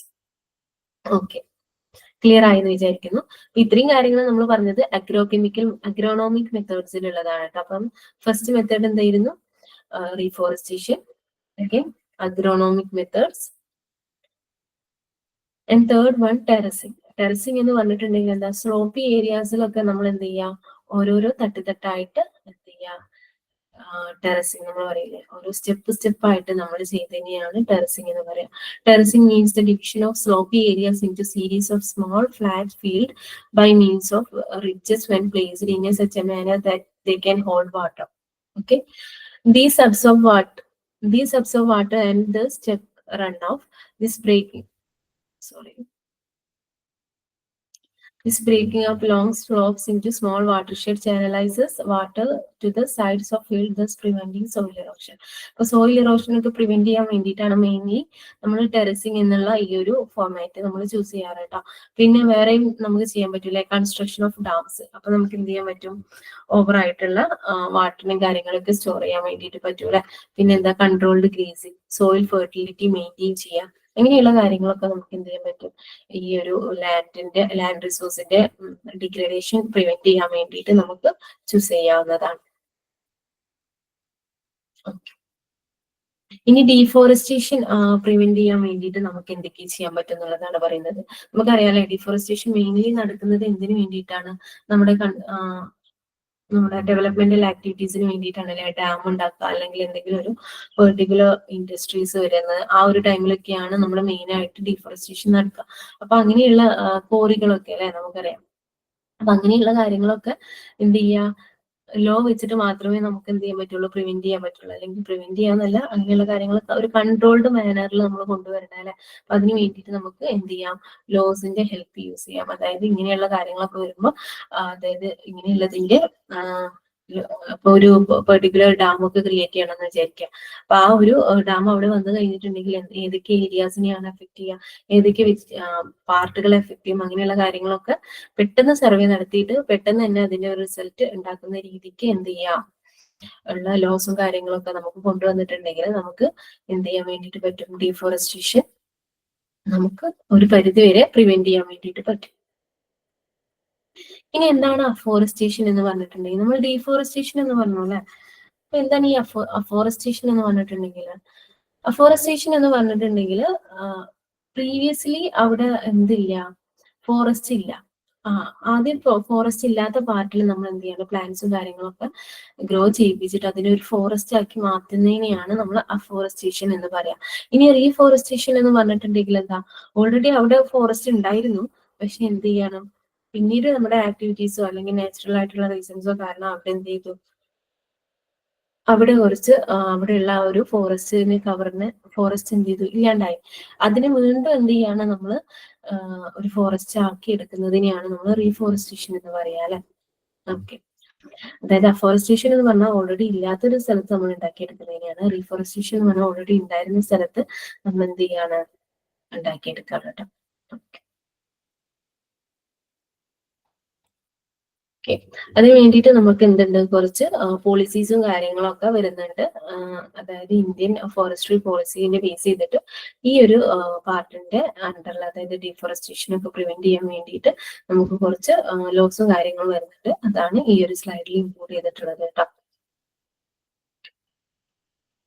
Next നമുക്ക് നോക്കാനുള്ളത് വാട്ടർ റിസോഴ്സ് ആണ്. വാട്ടർ നമുക്കറിയാം, land റിസോഴ്സിനെ പോലെ തന്നെ നമുക്ക് വളരെ ഇമ്പോർട്ടന്റ് ആയിട്ടുള്ള ഒരു ഫാക്ടർ ആണ് വാട്ടർ റിസോഴ്സ് എന്ന് പറഞ്ഞിട്ടുണ്ടെങ്കിൽ. Okay, water is the most important natural resource. We depend on water for irrigation, industry, domestic needs, drinking purpose, for sanitation and disposal of waste. വാട്ടറിനെ നമ്മൾ എന്ത് ചെയ്യുന്നുണ്ട്, ഡിഫറെന്റ് പർപ്പസിന് വേണ്ടിയിട്ട് യൂസ് ചെയ്യുന്നുണ്ട് അല്ലെ. നമ്മുടെ ലിവിങ്ങിന് മെയിൻ ആയിട്ട് നമുക്ക് വേണ്ടിയിട്ടുള്ള ഒരു പാർട്ട് തന്നെയാണ് വാട്ടർ അല്ലെ. അത് കൂടാതെ നമ്മൾ എന്ത് ചെയ്യുന്നുണ്ട്, ഇറിഗേഷൻ, ഇൻഡസ്ട്രി, ഡൊമസ്റ്റിക് നീഡ്സ്, അങ്ങനെയുള്ള ഒരുപാട് ആവശ്യങ്ങൾക്ക് വേണ്ടിയിട്ട് വാട്ടർ യൂസ് ചെയ്യുന്നുണ്ട് അല്ലെ. 70% ഓഫ് എർത്ത് നമ്മൾ നോക്കുകയാണെങ്കിൽ വാട്ടറാണ് കവർ ചെയ്തിട്ടുള്ളത്. അതുകൊണ്ട് തന്നെയാണ് നമ്മുടെ എർത്തിനെ ബ്ലൂ പ്ലാനറ്റ് എന്ന് അറിയുന്നത് അല്ലെ. അപ്പൊ നമ്മൾ നേരത്തെ നമ്മൾ പറഞ്ഞിട്ടുണ്ടായിരുന്നു 29% ആണ് ഇത് വരുന്നത്, ലാൻഡ് റിസോഴ്സ് വരുന്നത്. ബാക്കിയുള്ള പാർട്ടുകൾ എന്താണ് വരുന്നത്, വാട്ടർ റിസോഴ്സ് ആണ് വരുന്നത് അല്ലെ. 70% വാട്ടർ റിസോഴ്സ് ആണ് വരുന്നത്. ഓക്കെ, അപ്പൊ അതുകൊണ്ട് 70% വാട്ടർ റിസോഴ്സ് വരുന്നത് കൊണ്ടാണ് നമ്മുടെ എർത്തിന് എന്ത് ചെയ്യുന്നത്, ബ്ലൂ പ്ലാനറ്റ് എന്ന് അറിയപ്പെടുന്നത് അല്ലെ. Only 2.5 of the world water is fresh, while 97.5 is found in our oceans. Only 0.3 of the fresh water is available from river, lake and reservoirs. 30% from groundwater, and the rest is stored in distant glaciers, ice sheet and inaccessible areas അല്ലെ. നമ്മൾ പറഞ്ഞു 70% of earth എന്താണ്, water ആണെന്ന് പറഞ്ഞില്ലേ. ആ വാട്ടറിൽ എന്ത് ചെയ്യുന്നിട്ടുണ്ട്, different ഫോംസിലാണ് കാണുന്നത്. കുറച്ച് പാർട്ട് ഉണ്ട് 97.5% ഓഷ്യൻസിൽ കാണുന്നുണ്ട്. 0.3% നമുക്ക് ഫ്രഷ് വാട്ടർ ആയിട്ട് അവൈലബിൾ ആണ്, റിവർ, ലേക്ക് അങ്ങനെയുള്ള റിസർവോയ്സിലൊക്കെ നമുക്ക് അവൈലബിൾ ആണ്. ബാക്കി കിടക്കുന്ന 30% എവിടെയാണ്, ഗ്രൗണ്ട് വാട്ടറിലാണ് വരുന്നത് അല്ലെ. അപ്പൊ അങ്ങനെ ഡിഫറെന്റ് പാർട്സുകളിലായിട്ടാണ് എന്ത് വരുന്നത്, നമ്മുടെ വാട്ടർ എന്ത് ചെയ്തിട്ടുള്ളത് വരുന്നത്. ഓക്കെ, നമ്മുടെ ഇന്ത്യയുടെ കേസ് നോക്കുകയാണെങ്കിൽ നമ്മൾ മെയിൻ ആയിട്ട് യൂസ് ചെയ്യുന്നത്, ഫ്രഷ് വാട്ടറിന് വേണ്ടി യൂസ് ചെയ്യുന്നത് സർഫസ് ആൻഡ് ഗ്രൗണ്ട് വാട്ടർ ആണ് അല്ലെ. അപ്പൊ നമുക്ക് എന്താണ് സർഫസ് വാട്ടർ, എന്താണ് ഗ്രൗണ്ട് വാട്ടർ എന്നുള്ള കാര്യങ്ങളൊക്കെ ഒന്ന് നോക്കേണ്ടതുണ്ട് അല്ലെ. ഓക്കെ, അപ്പൊ നമുക്ക് നെക്സ്റ്റ് ഡിസ്കസ് ചെയ്യാനുള്ളത് വാട്ടർ റിസോഴ്സസ് ഇൻ ഇന്ത്യ എന്നുള്ള ടോപ്പിക് ആണ് കേട്ടോ. വാട്ടർ നമുക്കറിയാം essential part of our life ആണ്. നമുക്ക് നമ്മൾ അവൈലബിൾ ആയിട്ടുള്ള വാട്ടറിന്റെ 70% നമ്മൾ അഗ്രികൾച്ചറിനാണ് ഇന്ത്യയിൽ യൂസ് ചെയ്യുന്നത്. 24% ആണ് ഇൻഡസ്ട്രിയൽ പർപ്പസിന് വേണ്ടിയിട്ട് യൂസ് ചെയ്യുന്നത്. 6% ഡൊമസ്റ്റിക് യൂസുകൾക്ക് വേണ്ടിയിട്ടാണ് എന്ത് ചെയ്യുന്നത്, യൂസ് ചെയ്യുന്നത്. നമുക്ക് ഇന്ത്യയിലുള്ള നമുക്ക് കിട്ടിയിട്ടുള്ള വാട്ടർ റിസോഴ്സിൽ നമ്മൾ മെയിൻലി അത് 3 കൈൻഡ്സ് ആക്കിയിട്ട് തരംതിരിച്ചിട്ടുണ്ട്. First one rain water, surface flow water and ground water. അപ്പൊ ഈ ഓരോന്നും എന്തൊക്കെയാണെന്ന് നോക്കാം അല്ലെ. നമുക്കറിയാം റെയിൻ വാട്ടർ അല്ലെ, നമ്മുടെ ഇന്ത്യയിൽ നോക്കുകയാണെങ്കിൽ നമ്മൾ റിസീവ് ചെയ്യുന്നതിന്റെ 70% നമുക്ക് എന്താണ് മൺസൂൺ ത്രൂ ആണ് കിട്ടുന്നത് അല്ലെ. നമുക്കറിയാം നമുക്ക് 2 മൺസൂണുകളാണുള്ളത്. സൗത്ത് വെസ്റ്റ് മൺസൂൺ ഉണ്ട്, അതായത് ജൂൺ ടു സെപ്റ്റംബർ വരെയുള്ള മന്തുകളിലായിട്ട് നമുക്ക് കിട്ടുന്ന സൗത്ത് വെസ്റ്റ് മൺസൂൺ ഉണ്ട്. അതുപോലെ തന്നെ നോർത്ത് ഈസ്റ്റ് മൺസൂൺ ഉണ്ട് അല്ലെ. ഒക്ടോബർ ടു ഡിസംബറിലായിട്ട് ഇടവിട്ട് കിട്ടുന്ന മൺസൂൺ ഉണ്ട് അല്ലെ. അങ്ങനെ മെയിൻലി ഈ 2 മൺസൂണുകളിലായിട്ടാണ് നമുക്ക് എന്ത് ചെയ്യുന്നത്, റെയിൻ വാട്ടറിലൂടെ റെയിൻഫോളിലൂടെ നമുക്ക് എന്ത് ചെയ്യുന്നത്, വാട്ടർ അവൈലബിൾ ആവുന്നത് അല്ലെ. ഈ amount of monsoon rainfall received differ from year to year as well as region to region. നമ്മുടെ ഇതിൽ നോക്കുകയാണെങ്കിൽ ഇന്ത്യയിൽ എല്ലായിടത്തും ഒരേപോലെ അല്ല അല്ലെ. ഓരോ പ്ലേസിലും പ്ലേസിനനുസരിച്ചിട്ട് നമുക്ക് എന്ത് ചെയ്യുന്നുണ്ട്, റെയിൻ വാട്ടറിന്റെ എമൗണ്ട് മാറുന്നുണ്ട്. അതുപോലെ തന്നെ ഓരോ ഇയറിനനുസരിച്ചിട്ട് നമുക്ക് എന്ത് ചെയ്യുന്നുണ്ട്, അതിൽ കിട്ടുന്ന എമൗണ്ടിലും ഡിഫറൻസ് ഉണ്ട് അല്ലെ. Okay. whenever monsoon fail, water scarcity occur in India. ഇന്ത്യയിലെ മെയിൻലി ഡിപ്പെൻഡ് ചെയ്യുന്നത് വാട്ടറിനായതുകൊണ്ട് തന്നെ ബാങ്ക് കൊടുക്കുന്നുണ്ട്. ഒരു 2 മിനിറ്റ് നിർത്തിയേക്കാം കേട്ടോ.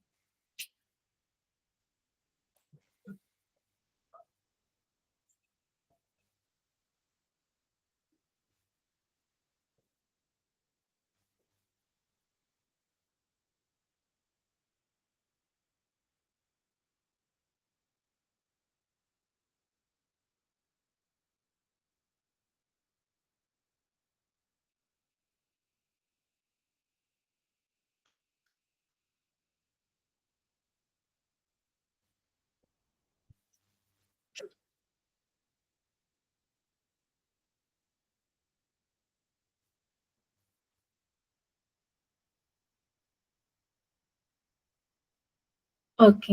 അപ്പൊ നമ്മൾ ഇത്രയും നേരം എന്താ പറഞ്ഞുകൊണ്ടിരുന്നേ, നമ്മൾ വാട്ടർ റിസോഴ്സ് നോക്കുകയാണെങ്കിൽ ഇന്ത്യയിലുള്ള വാട്ടർ റിസോഴ്സസ് നോക്കുകയാണെങ്കിൽ ഇന്ത്യയിൽ മെയിൻലി നമുക്ക് വാട്ടർ അവൈലബിൾ ആവുന്നത് മെയിൻലി 3 കൈൻഡ്സിലൂടെയാണ് അല്ലെ. ഫസ്റ്റ് വാട്ടർ റെയിൻഫോൾ ആണ്. നമുക്കറിയാം റെയിൻഫോൾ നോക്കുകയാണെങ്കിൽ നമ്മൾ മെയിൻലി 2 മൺസൂണിനെ ബേസ് ചെയ്തുകൊണ്ടാണ് നമുക്ക് റെയിൻഫോൾ കിട്ടുന്നത് അല്ലെ. സൗത്ത് വെസ്റ്റ് മൺസൂൺ ഉണ്ട്, അതുപോലെ തന്നെ നോർത്ത് ഈസ്റ്റ് മൺസൂൺ ഉണ്ട് അല്ലെ. ഓരോ പ്ലേസിലും, ഇന്ത്യയിലുള്ള ഓരോ പ്ലേസിലും റീജിയൻ ടു റീജിയൻ, അതുപോലെ ഓരോ ഇയറിലും എന്ത് ചെയ്യുന്നുണ്ട്, ഈ ലഭിക്കുന്ന ഈ ഒരു മൺസൂൺ റെയിൻഫോളിന്റെ അവൈലബിലിറ്റി അല്ലെങ്കിൽ എമൗണ്ടിൽ ഡിഫറൻസ് ഉണ്ട് അല്ലെ. സോറി. അപ്പൊ ഈ മൺസൂണിൽ എന്തെങ്കിലും ചേഞ്ചസ് വരികയാണെങ്കിൽ നമ്മളിപ്പോ ഈ ഒരു ഇപ്പൊ ഉള്ള ഇയേഴ്സിൽ നമ്മൾ നോക്കുകയാണെങ്കിൽ നമുക്ക് മനസ്സിലാക്കാൻ വേണ്ടിയിട്ട് പറ്റും അല്ലെ. മൺസൂണിന്റെ അവൈലബിലിറ്റി കുറവാണ്, അതുകൊണ്ട് തന്നെ നമ്മുടെ നാട്ടിൽ ചൂട് കാര്യങ്ങളൊക്കെ കൂടുന്നുണ്ട്. ലാസ്റ്റ് നമ്മുടെ ഈ ഒരു മാർച്ച് ആ ഒരു ടൈം ആകുമ്പോഴേക്കും നമുക്ക് എന്ത് വരുന്നുണ്ട്, വാട്ടറിന് അവൈലബിലിറ്റി കുറഞ്ഞു വരുന്നുണ്ട് അല്ലെ. അപ്പോൾ അതൊക്കെ എന്ത് ചെയ്യുന്നുണ്ട്, നമ്മുടെ ഈ ഒരു റെയിൻഫോളിനെ ബേസ് ചെയ്തുകൊണ്ട് ആയതുകൊണ്ട് തന്നെ നമ്മള് ഓരോ റീജിയനെയും അത് എന്ത് ചെയ്യുന്നുണ്ട്, അഫക്ട് ചെയ്യുന്നുണ്ടല്ലേ. അപ്പൊ എന്തായിരിക്കും ഇങ്ങനെയുള്ള കാര്യങ്ങൾക്ക്, അതായത് വാട്ടർ സ്കേഴ്സിറ്റി ഒക്കെ വരാനും അതുപോലെ റെയിൻഫോൾ കുറയാനൊക്കെ മെയിൻ ആയിട്ട് റീസൺ ആയിട്ട് വരുന്നത് ഡീഫോറസ്റ്റേഷൻ തന്നെയാണ് അല്ലെ. ഡീഫോറസ്റ്റേഷൻ എന്താണ്, നമ്മൾ ഫോറസ്റ്റ് ഏരിയാസ് ഇല്ലാണ്ടാക്കി മാറ്റുമ്പോൾ നമ്മുടെ അത് എന്ത് ചെയ്യും, നമ്മുടെ റെയിൻഫോളിനെ അത് എഫക്ട് ചെയ്യും. അങ്ങനെ അത് നമ്മുടെ ക്ലൈമറ്റ് ചേഞ്ചിലോട്ട് വരും അല്ലെ. അതായത് റെയിൻഫോൾ കുറയുമ്പോൾ പൊതുവെ എന്ത് ചെയ്യും, ചൂട് കൂടും. ചൂട് കൂടിയിട്ടുണ്ടെങ്കിൽ എന്ത് ചെയ്യും, ക്ലൈമറ്റ് ചേഞ്ചസും കാര്യങ്ങളൊക്കെ വരും അല്ലെ. യൂഷ്വലി നമ്മൾ ഇന്ത്യയിൽ വന്ന് നമ്മൾ എക്സ്പീരിയൻസ് ചെയ്തുകൊണ്ടിരിക്കുന്ന ക്ലൈമറ്റിൽ നിന്നും എന്ത് ചെയ്യാൻ തുടങ്ങും, ചേഞ്ചസ് വരാൻ വേണ്ടിയിട്ട് തുടങ്ങൂല്ലേ. നമുക്കിപ്പോ അത് അറിയാൻ വേണ്ടിയിട്ട് പറ്റും. ഓരോ വർഷവും നമുക്ക് എന്ത് ചെയ്തുകൊണ്ടിരിക്കുകയാണ്, ചൂട് കൂടിക്കൊണ്ട് ഇരിക്കുകയാണ് അല്ലെ. അപ്പൊ അതിനൊക്കെ മെയിൻ റീസൺ ആയിട്ട് വരുന്നത് ഡീഫോറസ്റ്റേഷൻ തന്നെയാണ് അല്ലെ. ഓക്കെ, നമുക്ക് മെയിൻ ആയിട്ട് നമുക്ക് അറിയേണ്ട ഒരു സൈക്കിൾ ആണ് അല്ലെ, ഹൈഡ്രോളജിക് സൈക്കിൾ എന്ന് പറഞ്ഞിട്ടുണ്ടെങ്കിൽ ഇങ്ങനെയാണ് നമ്മുടെ അറ്റ്മോസ്ഫിയറിൽ അല്ലെങ്കിൽ നമ്മുടെ ഇങ്ങനെയാണ് വാട്ടറിന്റെ സൈക്കിൾ പോകുന്നത് എന്നുള്ളതാണ് പറയുന്നത് അല്ലെ. എന്താ സംഭവിക്കുന്നത്, ഓഷ്യനിലൊക്കെയുള്ള വെള്ളം എന്ത് ചെയ്യും, ഇവാപറേഷൻ നടന്നിട്ട് കണ്ടൻസ് ചെയ്യും അല്ലെ. അറ്റ്മോസ്ഫിയറിൽ പോയി ഇവാപറേറ്റ് ചെയ്തിട്ട്, അതായത് ഓഷ്യനിൽ ലിക്വിഡ് ഫോർമാറ്റിൽ കിടക്കുന്ന വാട്ടർ എന്ത് ചെയ്യും, ഇവാപറേഷൻ നടന്നിട്ട് അറ്റ്മോസ്ഫിയറിൽ എത്തും അല്ലെ. അറ്റ്മോസ്ഫിയറിൽ എത്തി കഴിഞ്ഞിട്ടുണ്ടെങ്കിൽ എന്ത് ചെയ്യും, അവിടുന്ന് അത് കണ്ടൻസ് ചെയ്തിട്ട് എന്ത് ചെയ്യും, റെയിൻഫോൾ ആയിട്ട് വീഴും അല്ലെ. ഇങ്ങനെ റെയിൻഫോൾ ആയിട്ട് വരുന്ന വാട്ടറിന്റെ ചെറിയൊരു എമൗണ്ട്, അത്യാവശ്യം വലിയൊരു എമൗണ്ട് എന്ത് ചെയ്യും, ഒഴുകിയിട്ട് കടലിൽ തന്നെ എത്തും അല്ലെ, ഓഷ്യനിൽ തന്നെ എത്തിച്ചേരും. ചെറിയൊരു എമൗണ്ട് മാത്രം എന്ത് ചെയ്യും, നമ്മുടെ വാട്ടർ ബോഡീസിൽ പോകും. ഓക്കെ, ഓഷ്യനിലോട്ട് എത്തുന്നതിന് മുമ്പായിട്ട് അത് എന്ത് ചെയ്യാണ്, വാട്ടർ ബോഡീസിൽ വരും. ഈ വാട്ടർ ബോഡീസ് വെക്കിയിട്ടാണ് എന്ത് ചെയ്യുന്നത്, ഓഷ്യനിൽ എത്തുന്നത്. ഇനി അതിന്റെ വേറൊരു പാർട്ട് എന്ത് ചെയ്യുന്നുണ്ട്, നമ്മുടെ സോയിലിലോട്ട് അബ്സോർബ് ചെയ്യുന്നുണ്ട്.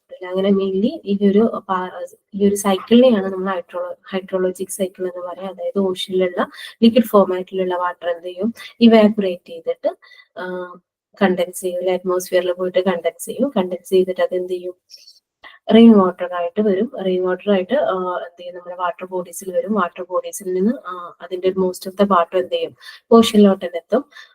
പിന്നെ ചെറിയൊരു പാർട്ട് എന്ത് ചെയ്യും, ഈ റെയിൻ വാട്ടറിന്റെ ചെറിയൊരു പാർട്ട് സോയിലിലോട്ട് അബ്സോർബ് ചെയ്യും. ഇതാണ് നമ്മുടെ വാട്ടറിന്റെ ഒരു സൈക്കിൾ ആയിട്ട് വരുന്നത് അല്ലെ. ഓക്കെ, അപ്പൊ നമ്മൾ റെയിൻ വാട്ടർ പറഞ്ഞു കഴിഞ്ഞു, ഹൈഡ്രോളജിക്കൽ സൈക്കിളും പറഞ്ഞു അല്ലെ. ഇനി നമുക്ക് അറിയേണ്ടത് എന്താണ് സർഫസ് ഫ്ലോ വാട്ടർ എന്ന് പറയുന്നത്. സർഫസ് ഫ്ലോ വാട്ടർ എന്ന് പറഞ്ഞാൽ നമ്മുടെ സർഫസിലൂടെ ഒഴുകുന്ന വാട്ടർ അല്ലെ. അത് ഏതൊക്കെയായിരിക്കും, നമ്മുടെ ലേക്ക്, പോണ്ട്, അതുപോലെ റിവേഴ്സിലൊക്കെയുള്ള വാട്ടേഴ്സിനെയാണ് നമ്മൾ സർഫസ് ഫ്ലോ വാട്ടർ എന്ന് പറയുന്നത്. ഓക്കെ, അതിന്റെ മെയിൻ സോഴ്സ് എന്തായിരിക്കും, നമ്മൾ പറഞ്ഞല്ലോ, റെയിൻ വാട്ടർ തന്നെയാണ് മെയിൻ സോഴ്സ് ആയിട്ട് വരുന്നത്. ഓക്കെ, ഇനി ഗംഗ, യമുന, സിന്ധു, ബ്രഹ്മപുത്ര, ഗോദാവരി, കൃഷ്ണ, നർമ്മദ, താപ്തി, മഹാനദി, അങ്ങനെയുള്ള കുറച്ച് നദികളാണ് എന്ത് വരുന്നത്, നമ്മുടെ ഇന്ത്യയിലുള്ള മെയിൻ ആയിട്ടുള്ള റിവേഴ്സ് എന്ന് പറഞ്ഞിട്ടുണ്ടെങ്കിൽ അല്ലെ. ഈ റിവേഴ്സ് നമ്മൾ നോക്കുകയാണെങ്കിൽ നമുക്ക് മെയിൻലി 2 ടൈപ്സ് റിവേഴ്സ് നമ്മൾ പറയാറുണ്ട് അല്ലെ. പെരിനിയൽ വാട്ടർ ബോഡീസ് എന്ന് പറയാറുണ്ട്, അതുപോലെ തന്നെ നമ്മൾ ഓൾറെഡി മെൻഷൻ ചെയ്തിട്ടുണ്ടായിരുന്നു. എന്താ പെരിനിയൽ വാട്ടർ ബോഡീസ് എന്ന് പറഞ്ഞിട്ടുണ്ടെങ്കിൽ, ചില വാട്ടർ ബോഡീസിൽ മെയിൻലി അവർക്ക് വാട്ടർ കിട്ടുന്നത് നമ്മുടെ മൺസൂണിനെ ഡിപ്പെൻഡ് ചെയ്തിട്ടാണ്. ഓക്കെ, ബട്ട് ചിലത് എന്തായിരിക്കും, നമ്മുടെ ഹിമാലയ അങ്ങനെയുള്ള പ്ലേസിൽ നിന്ന് ഒറിജിനേറ്റ് ചെയ്യുന്നതായിരിക്കും. അവിടെ എന്തായിരിക്കും, ഹിമാലയയിൽ നിന്നൊക്കെ ഒറിജിനേറ്റ് ചെയ്യുന്നത് മെൽറ്റിംഗ് ഓഫ് സ്നോ, അവിടെയുള്ള സ്നോ ഒക്കെ മെൽറ്റ് ചെയ്തിട്ടുള്ള വാട്ടറാണ് അതിൽ മെയിൻ ആയിട്ട് വരിക അല്ലെ. അപ്പൊ അത് ഹയർ ആൾട്ടിറ്റ്യൂഡിൽ നിന്ന് വരുന്ന അങ്ങനെയുള്ള റിവേഴ്സിൽ എന്തായിരിക്കും, ആ ഒരു ഇയർ കംപ്ലീറ്റ് വാട്ടർ അവൈലബിൾ ആയിരിക്കും. കാരണം അതിന്റെ വാട്ടർ ഡിപ്പെൻഡ് ചെയ്യുന്നത് എന്തല്ല, മൺസൂണിനെ അല്ല. അത് ഓൾറെഡി എന്ത് ചെയ്യുന്നത്, അത് ഒറിജിനേറ്റ് ചെയ്യുന്ന പ്ലേസിൽ നിന്ന് തന്നെ എന്ത് ചെയ്യുന്നുണ്ട്, അത് ആ ഒരു വാട്ടർ ബോഡിക്ക് ആവശ്യമായിട്ടുള്ള വെള്ളം വരുന്നുണ്ട്. അതുകൊണ്ട് തന്നെ ഒരു കംപ്ലീറ്റ് ഇയറിലും എന്തായിരിക്കും, അങ്ങനെയുള്ള റിവേഴ്സിൽ വാട്ടർ അവൈലബിൾ ആയിരിക്കില്ല. അതായത് അങ്ങനെയുള്ളതിനെയാണ് നമ്മൾ പെരിനിയൽ റിവേഴ്സ് എന്ന് പറയുന്നത്. അതായത് ഹിമാലയ പോലെയുള്ള ആൾട്ടിറ്റ്യൂഡ്, ഹയർ ആൾട്ടിറ്റ്യൂഡിൽ നിന്നും ഒറിജിനേറ്റ് ചെയ്യുന്ന റിവേഴ്സ് അല്ലെ. അപ്പൊ നമുക്ക് എന്ത് ചെയ്യാം, നമ്മൾ മെയിൻലി വാട്ടർ സ്കേഴ്സിറ്റി വരിക എങ്ങനെയായിരിക്കും, പെരിനിയൽ റിവേഴ്സിലായിരിക്കില്ല അല്ലെ, നമ്മുടെ മൺസൂണിനെ ഡിപ്പെൻഡ് ചെയ്യുന്ന റിവേഴ്സുകളിലായിരിക്കും. അപ്പൊ നമുക്ക് ഈ വാട്ടർ സ്കേഴ്സിറ്റി അവോയ്ഡ് ചെയ്യാൻ വേണ്ടിയിട്ട് പെരിനിയൽ റിവേഴ്സിനെയും അതുപോലെ മൺസൂണിനെ ഡിപ്പെൻഡ് ചെയ്യുന്ന റിവേഴ്സിനെയും നമുക്ക് എന്ത് ചെയ്യാം, കമ്പൈൻ ചെയ്യാം. അപ്പൊ നമുക്ക് എല്ലാ റിവേഴ്സിലും എന്ത് ചെയ്യാൻ വേണ്ടിയിട്ട് പറ്റും, എല്ലാ ഇയർ കംപ്ലീറ്റ് വാട്ടർ അവൈലബിൾ ആകും. അപ്പൊ നമുക്ക് വാട്ടറിന്റെ സ്കേഴ്സിറ്റി കുറക്കാൻ വേണ്ടിയിട്ട് ഉള്ള മെത്തേഡ്സുകളൊക്കെ നമുക്ക് എന്ത് ചെയ്യാം, മെത്തേഡ്സുകളൊക്കെ നമുക്ക് ചൂസ് ചെയ്യാവുന്നതാണ്. ഓക്കെ, ഇപ്പൊ നമ്മൾ റെയിൻ വാട്ടർ പറഞ്ഞു, അതുപോലെ തന്നെ സർഫസ് ഫ്ലോ വാട്ടർ പറഞ്ഞു. നെക്സ്റ്റ് നമുക്ക് വരുന്നതാണ് ഗ്രൗണ്ട് വാട്ടർ അല്ലെ. എന്താ ഗ്രൗണ്ട് വാട്ടർ എന്ന് പറഞ്ഞിട്ടുണ്ടെങ്കിൽ, നമ്മൾ ഓൾറെഡി പറഞ്ഞു അല്ലെ, ഓഷ്യനിൽ നിന്നും ഇവാപറേറ്റ് ചെയ്ത് പോകുന്ന വാട്ടർ എന്ത് ചെയ്യും, റെയിൻ വാട്ടർ ആയിട്ട് ഇതിലോട്ട് തന്നെ വരും. അതിന്റെ ഒരു പോർഷൻ എന്ത് ചെയ്യും, നമ്മുടെ റിവർ ബോഡീസിലൂടെ, റിവർ അങ്ങനെയുള്ള വാട്ടർ ബോഡീസിലൂടെ ഓഷ്യനിലോട്ട് തന്നെ എത്തിച്ചേരും. അതിന്റെ വേറൊരു പാർട്ട് എന്ത് ചെയ്യും, നമ്മുടെ സോയിൽ അബ്സോർബ് ചെയ്യുന്ന പറയുന്നില്ലേ, ഈ സോയിൽ അബ്സോർബ് ചെയ്യുന്ന ഈ ഒരു വാട്ടർ നമ്മളെ ഗ്രൗണ്ട് വാട്ടർ ആയിട്ടാണ് സ്റ്റോർ ചെയ്യുക. Water deposit found at the depth of about 1,000 meters from the earth's surface are known as groundwater. This could be pumped out through boreholes and is used for domestic and industrial water supply as well as for irrigation. Okay. അപ്പൊ നമ്മൾ പറഞ്ഞിട്ടുള്ള കാര്യം തന്നെയാണല്ലേ, അതായത് rain വാട്ടറിൽ നമുക്ക് available ആയിട്ടുള്ള വാട്ടറിന്റെ ഒരു പാർട്ട് എന്ത് ചെയ്യും, നമ്മുടെ വാട്ടർ റിസോഴ്സസ് ആയിട്ടുള്ള പോൺസ് അങ്ങനെയുള്ള സംഭവങ്ങളിലൂടെയൊക്കെ എന്ത് ചെയ്യും, ഓഷ്യനിൽ തന്നെ എത്തും. ഒരു പാർട്ട് നമ്മൾ എന്ത് ചെയ്യും, നമ്മുടെ സോയിൽ അബ്സോർബ് ചെയ്യും അല്ലെ. ഈ സോയിൽ അബ്സോർബ് ചെയ്യുന്നതാണ് നമ്മൾ ഗ്രൗണ്ട് വാട്ടർ ആയിട്ട് സ്റ്റോർ ചെയ്യുന്നത്. ഈ ഒരു ഗ്രൗണ്ട് വാട്ടർ നമുക്ക് അവൈലബിൾ ആകുന്നത് എങ്ങനെയാണ്, നമ്മൾ കിണറൊക്കെ കുഴിച്ചിട്ട് അതിലുള്ള വെള്ളമൊക്കെ എടുക്കും അല്ലെ. അപ്പൊ ഇത് മെയിനായിട്ട് നമ്മൾ കേരളത്തിലൊക്കെ ഡൊമസ്റ്റിക് പർപ്പസിലൊക്കെ നമ്മൾ മെയിൻലി യൂസ് ചെയ്യുന്നത് ബോർവെൽ ഇതുപോലെ കിണറിൽ നിന്നുള്ള വെള്ളം തന്നെയാണ്, അതായത് ഗ്രൗണ്ട് വാട്ടർ തന്നെയാണ് നമ്മൾ ഡൊമസ്റ്റിക് പർപ്പസിനൊക്കെ മെയിൻ ആയിട്ട് യൂസ് ചെയ്യുന്നത്. നമ്മൾ റിവറിൽ നിന്നൊക്കെ വെള്ളം യൂസ് ചെയ്യൽ വളരെ കുറവാണ് അല്ലെ. Okay, ground water is the part of sub surface water, the hard upper surface of earth consisting of top soil layers and rocky subsoil layers contain two zones, aeration zone and saturation zone. Water percolated and spread in these zones form the ground water deposit. അതായത് നമ്മൾ rain വരുമ്പോൾ എന്ത് ചെയ്യും, വാട്ടറിന്റെ സോയിലിന്റെ രണ്ട് layers ഉണ്ട്, aeration zone ഉണ്ട്, saturation zone ഉണ്ട്. Top layers അതെന്ത് ചെയ്യും, ഒരു പാർട്ടൊക്കെ ഈ റെയിൻ വാട്ടറിലൂടെ വരുന്ന വാട്ടറിന്റെ മോസ്റ്റ് ഓഫ് ദ പാർട്ട് എന്ത് ചെയ്യും, ഒഴുകി പോകില്ല, ഒഴുകി ഏതെങ്കിലും ഒരു വാട്ടർ ബോഡീസിൽ പോയി എത്തും. ബാക്കിയുള്ള പാർട്ട് എന്ത് ചെയ്യും, ഈ എയറേഷൻ സോണിലും സാച്ചുറേഷൻ സോണിലും എന്താണ്, റോക്കായിട്ട്, അതായത് ചെറിയ ചെറിയ പാറക്കല്ലുകളും ചെറിയ ചെറിയ മണൽത്തരികളൊക്കെയാണ് വരാറ്. അപ്പൊ അതിന്റെ ഇടയിലുള്ള ആ ഒരു പ്ലേസിലൂടെ എന്ത് ചെയ്യും, വാട്ടർ എർത്തിലോട്ട് അബ്സോർബ് ചെയ്യും. ഇങ്ങനെ എർത്തിലോട്ട് അബ്സോർബ് ചെയ്യുന്ന പാർട്ടാണ് നമ്മൾ ഗ്രൗണ്ട് വാട്ടർ ആയിട്ട് സ്റ്റോർ ചെയ്യുന്നത്. ഓക്കെ, ഇനി എങ്ങനെയൊക്കെയാണ് ഇന്ത്യയിലുള്ള വാട്ടർ സ്കേഴ്സിറ്റി നമുക്ക് കൺട്രോൾ ചെയ്യാൻ പറ്റുക എന്നാണ് പറയുന്നത്. എന്തൊക്കെയാ നമുക്ക് ചെയ്യാൻ പറ്റുക, മെയിൻ ആയിട്ട് ചെയ്യാൻ പറ്റുക, നമ്മൾ ഇന്ത്യയിൽ മെയിൻലി നമ്മൾ ഡിപ്പെൻഡ് ചെയ്യുന്നത് മൺസൂണുകളെയാണെന്ന് പറഞ്ഞു അല്ലെ. അപ്പൊ മൺസൂണുകളിലൂടെ നമുക്ക് ഒബ്റ്റെയിൻ ചെയ്യുന്ന റെയിൻ വാട്ടർ നമുക്ക് എന്ത് ചെയ്യാൻ വേണ്ടിയിട്ട് പറ്റും, പ്രൊട്ടക്ട് ചെയ്യാനും കൺസേർവ് ചെയ്യാനൊക്കെ പറ്റിയിട്ടുണ്ടെങ്കിൽ നമുക്ക് എന്ത് ചെയ്യാം, വാട്ടർ സ്കേഴ്സിറ്റി കുറക്കാൻ വേണ്ടിയിട്ട് പറ്റൂലെ. അതുപോലെ തന്നെ വേറെ നമുക്ക് എന്ത് ചെയ്യാം, നമ്മൾ പറഞ്ഞിട്ടുണ്ടല്ലേ, ചില വാട്ടർ ബോഡീസ് ഇന്ത്യയിൽ അവൈലബിൾ ആയിട്ടുള്ള ചില water bodies perennial water bodies ആണെന്നല്ലേ. അതായത് അത് ഹിമാലയത്തിൽ നിന്നൊക്കെ ഒറിജിനേറ്റ് ചെയ്യുന്ന വാട്ടർ ബോഡീസ് ആയതുകൊണ്ട് തന്നെ, റിവേഴ്സ് ആയതുകൊണ്ട് തന്നെ അതെന്തായിരിക്കും, ഈ കംപ്ലീറ്റ് ഇയറിലും അതിൽ വെള്ളം ഉണ്ടായിരിക്കും. അപ്പൊ അതും മെയിൻലി എന്ത് പെരിനിയൽ അല്ലാത്ത മൺസൂണിനെ ഡിപ്പെൻഡ് ചെയ്യുന്ന റിവേഴ്സും നമ്മൾ ലിങ്ക് ചെയ്തിട്ടുണ്ടെങ്കിൽ നമുക്ക് എന്ത് ചെയ്യാൻ പറ്റും, എല്ലാ വാട്ടർ ബോഡീസിലും കംപ്ലീറ്റ് ഇയറിലും വെള്ളം കിട്ടുന്ന ഒരു ഫോർമാറ്റിലോട്ട് അതിനെ കൺവേർട്ട് ചെയ്യാൻ വേണ്ടിയിട്ട് പറ്റില്ല. അപ്പൊ അത് ത്രൂ നമുക്ക് എന്ത് ചെയ്യാൻ പറ്റും, വാട്ടർ സ്കേഴ്സിറ്റി കുറക്കാൻ വേണ്ടിയിട്ട് പറ്റും. ഇനി നമുക്ക് വേറെ ചെയ്യാൻ പറ്റുന്ന എന്താണ്, നമുക്ക് കിട്ടുന്ന റെയിൻ വാട്ടറുകൾ നമുക്ക് എന്ത് ചെയ്യാം, റിസോഴ്സും അതുപോലെ വെറുതെ അത് മഴ പെയ്യാതെ ഒഴുകി പോവാ, എന്നിട്ട് വീണ്ടും അത് ഓഷ്യനിലെത്തുക, ആ ഒരു ഫോർമാറ്റിലായി കഴിഞ്ഞിട്ടുണ്ടെങ്കിൽ നമുക്ക് എന്തായാലും എന്ത് ചെയ്യും, വേനലൊക്കെ ആകുമ്പോഴേക്കും നമുക്ക് വാട്ടർ സ്കേഴ്സിറ്റി വരും അല്ലെ. അപ്പൊ നമ്മൾ എന്ത് ചെയ്യാൻ നോക്കാം, മാക്സിമം റെയിൻ വാട്ടേഴ്സിനെയൊക്കെ എർത്തിലോട്ട് അബ്സോർബ് ചെയ്യാൻ പറ്റുന്ന രീതിക്ക് നമ്മൾ എന്ത് ചെയ്യാം, റെയിൻ ഹാർവസ്റ്റിംഗ് സ്ട്രക്ചേഴ്സ് ഒക്കെ നമുക്ക് ഉണ്ടാക്കിയെടുക്കാൻ വേണ്ടിയിട്ട് പറ്റും. അതുപോലെ തന്നെ എന്ത് ചെയ്യാം, ഡാം അങ്ങനെയുള്ള കാര്യങ്ങളൊക്കെ ഉണ്ടാക്കിയിട്ടുണ്ടെങ്കിൽ നമുക്ക് ഈ റെയിൻ വാട്ടറിലൂടെ കിട്ടുന്ന വാട്ടേഴ്സിനെ നമുക്ക് സ്റ്റോർ ചെയ്യാൻ വേണ്ടിയിട്ട് പറ്റും. അപ്പൊ അങ്ങനെ നമുക്ക് എന്ത് ചെയ്യാം, ഈ ഒരു വാട്ടർ സ്കേഴ്സിറ്റി നമുക്ക് റിഡ്യൂസ് ചെയ്യാൻ വേണ്ടിയിട്ട് പറ്റും. ഇത്രയും കാര്യങ്ങളാണ് ഇന്നത്തെ ക്ലാസ്സിൽ നമ്മൾ ഡിസ്കസ് ചെയ്യുന്നത്. എല്ലാവർക്കും ക്ലിയർ ആയെന്ന് വിചാരിക്കുന്നു. നമ്മൾ മെയിൻലി ഡിസ്കസ് ചെയ്തത് റിസോഴ്സസിനെ കുറിച്ചിട്ടാണ്, അല്ലെ, നാച്ചുറൽ റിസോഴ്സസിനെ കുറിച്ചിട്ടാണ് ഡിസ്കസ് ചെയ്തത്. അത് റിലേറ്റ് ചെയ്തിട്ടുള്ള പ്രോബ്ലംസ് എങ്ങനെയാണ് അതിനെ കൺട്രോൾ ചെയ്യുക എന്നുള്ള കാര്യങ്ങളൊക്കെയാണ് ഡിസ്കസ് ചെയ്തത്. ക്ലിയർ ആയെന്ന് വിചാരിക്കുന്നു. Thank you.